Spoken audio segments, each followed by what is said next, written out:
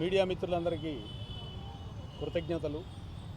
ఈరోజు NTR cultural association Railpet Guntur వారి ఆధ్వర్యంలో ఈరోజు ఈ కార్యక్రమం జరుగుతూ ఉంది.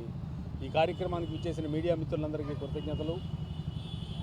అసలు ఈరోజు ఈ కార్యక్రమాన్ని జరపడానికి కారణం ఏంటంటే, గుంటూరు బస్టాండ్ ప్రాంతంలో ఎన్టీ రామారావు విగ్రహం పెట్టి ఇప్పటికి 29 సంవత్సరాలు అయింది.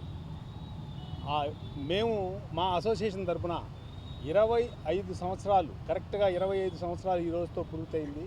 25 సంవత్సరాల క్రితం ఒక కార్యక్రమం స్టార్ట్ చేశాం ఇక్కడ. అన్న ఎన్టీ రామారావు గారు ఆయన మరణించినటువంటి గురువారం రోజున ఆయనకి దండలేసి నివాళులు అర్పించాలి అనే కార్యక్రమాన్ని మేము ఆ రోజు 25 సంవత్సరాల క్రితం తీసుకోవడం జరిగింది. ఆ రోజు నుంచి ఈ రోజు వరకు అంటే దాదాపుగా ఒక 1300 గురువారాలు అయి ఉంటాయి.